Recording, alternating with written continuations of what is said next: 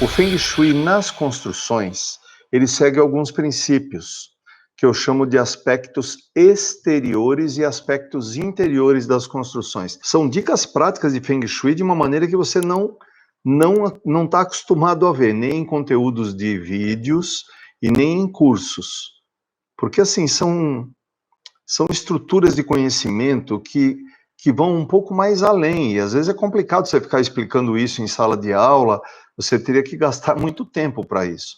Por isso eu estou lhe dando um embasamento bem interessante. Mas vamos lá. O Feng Shui, na característica das construções, dois aspectos, exteriores e interiores. Como é que ele afeta? Na parte exterior, eu lhe falei que 3 são os aspectos muito importantes. Hoje eu quero estender um pouco essa explicação.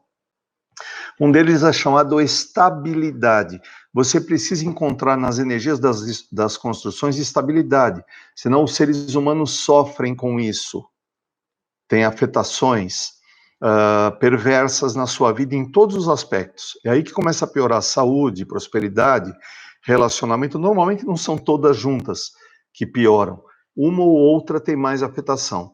Mas a estabilidade é definida pelo formato de uma construção. Quanto mais regular é o formato, melhor.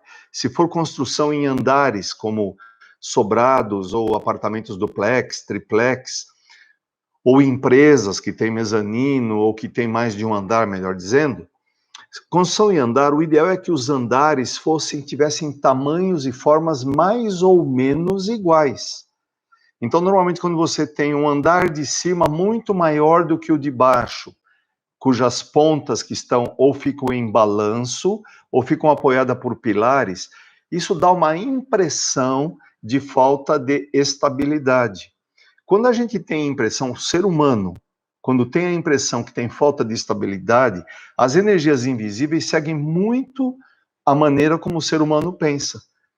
Como as energias se atraem por semelhança, energias instáveis serão atraídas para essa construção e para toda a finalidade que se desenvolve lá dentro. É morar, é trabalhar, qual é?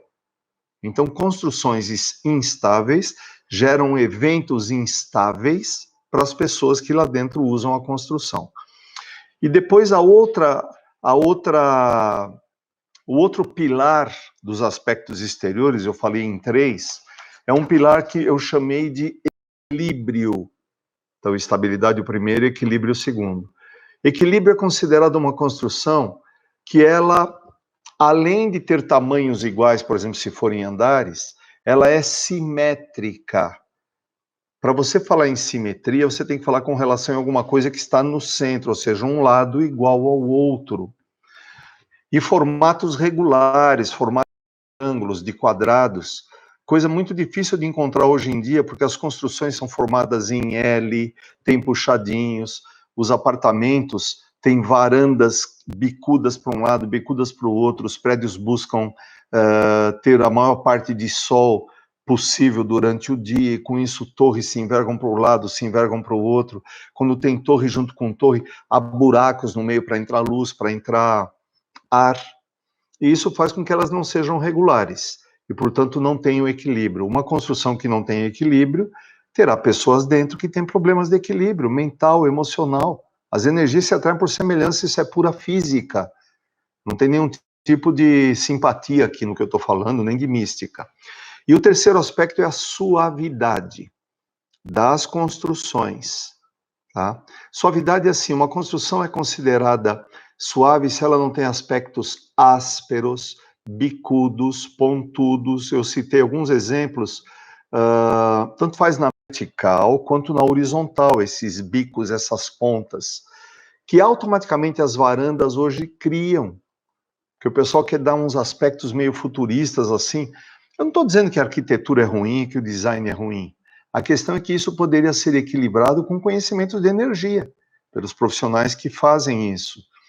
Eu disse também, citei, felizmente, eu citei na segunda-feira, eu cada vez tenho mais alunos engenheiros e arquitetos, principalmente arquitetas, as mulheres estão indo muito atrás dessa formação, o que é bem interessante ter uma formação de Feng Shui junto com essa outra, porque você faz algo, um design, uma planta que tenha estética, que tenha lógica ou logística, que seja bem operacional, mas que seja energeticamente correta também.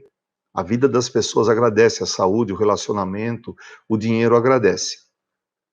Formatos de triângulos, bordas que parecem facas, não tem suavidade e, por semelhança, a vida das pessoas não será suave.